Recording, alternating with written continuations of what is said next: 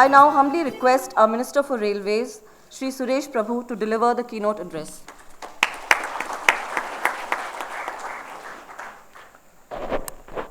So, Honorable Finance Minister, Mr. Jaitley, all my friends and colleagues on the dais, and all my distinguished friends. So, let me thank the Honorable Finance Minister for being here and giving us many ideas about what should railway be doing, and how the accounting statement should reflect all this. In fact, one of the big challenge of railways has been that we have not been maintaining accounts to display something what was the desired outcome of that particular expenditure and whether we have been able to reach to that destination or not. As we always believe that an accounting statement is like a health card. When you have a health card, you can see it reflects all your health parameters. And therefore, balance sheet also should look like that. But of course, the railways have not been preparing balance sheet, not just railways, but the government as a whole. And therefore, unless we have that reflection of the operation in one particular statement, we will not be able to really understand how much we have done well or not done so well, where we are heading, and what should be the corrective action.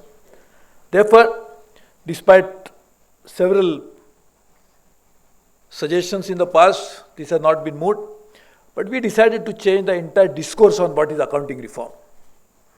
Typically, the accounting reform was said to be consisting only of two things: moving from cash to accrual and single entry to double entry. These are so rudimentary that they have to be done anyway. Moving from single to double entry is not a great reform, or making from single to double entry is not something great achievement.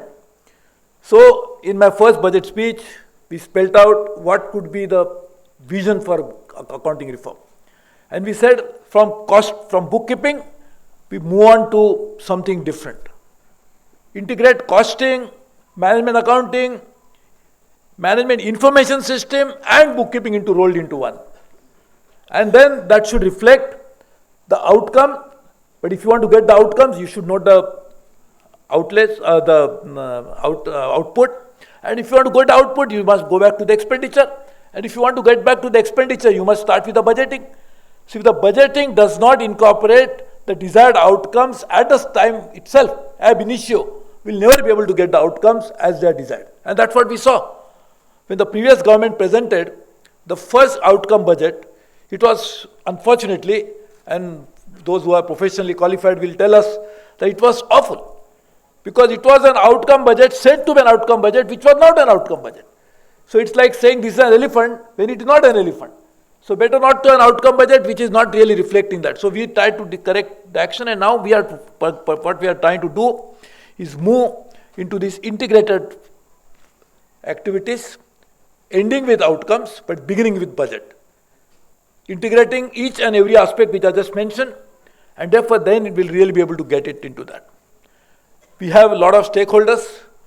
We need private investment. Obviously, we need transparency in that case. We need investors who will provide debt. And there is a State Bank of India, our advisors are here. They would also like to know how we are working on it. We like to price the services. And if you want to price the service, how can you do it without knowing costing? And unless a large organization of 1.3 million people, if you do not know the outcome, and if the organization itself has to provide outcome, it can never be possible unless each and every small part of that organization, which is like a cost center or a profit center, actually is able to provide those outcomes. So we'll have to first divide the entire organization into different profit or cost centers, and each of the profit and cost center, then we'll have to actually account for the outcomes that are really expected. And if that happens, you can imagine the huge positive impact that will have on even productivity. Because the moment you say that this profit center has to account for so much of profit, or this cost center cannot incur more than so much of cost, obviously the people who are working in that particular cost center or profit center will have to actually account for it. So we'll be able to bring in a concept of productivity in the real sense of the term. We'll be able to really then understand that whether we need so many people or sometimes we may need more people. It is possible.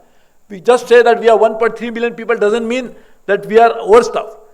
But at the same time, having some people, too many people in one function, when they are not needed there, and not having enough people where there is a likelihood of a profit, it is also disproportionate allocation of the human resource. And that also will not have been possible unless we have a system like this. So this particular system is, though an accounting system, is not a bookkeeping system.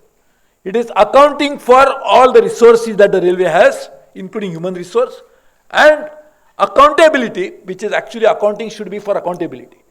And normally we feel that this is an accounting statement, true and fair view, chartered accountant certified, and we end with that. But unless accounting and accountability go hand in hand, we will not get it, so we are working on it. I am very thankful because I know the Honorable Finance Minister has 2 major pre-budget consultations. And despite that, he agreed to come. So I don't want to hold him for that, but the idea is, it's a massive concept. It is not just confined to rituals like single entry, double entry, because even a normal pan bidi shop fellow may not know this concept of accounting of single to double entry. He may not know what is cash to accrual, but everybody he knows that he may be giving credit to somebody, but he knows in his mind that I have to receive 10 rupees from you for selling cigarettes, which is not accounted for in my cash. That is accrual accounting. Therefore, it is not a great thing. We want to bring in a real transformational concept, and this is part of a much larger agenda for railways transformation, which includes ERP, which will bring in a complete transformation of the way the railways entire business is operated. This other is a costing and related pricing, which will come through regulator. The entire concept of bringing human resource audit, which is already completed, and we'll move on to that. This also would mean that we'll look at each and every aspect of it and try to make it happen. So thank you very much. I will not hold up the Finance Minister because he has to go for the consultation.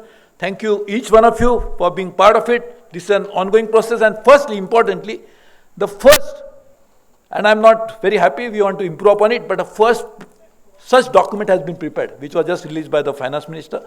We'll actually try to work on many of these things, and we'll try to take many of these ideas which will emanate from this meeting on board. Thank you very much.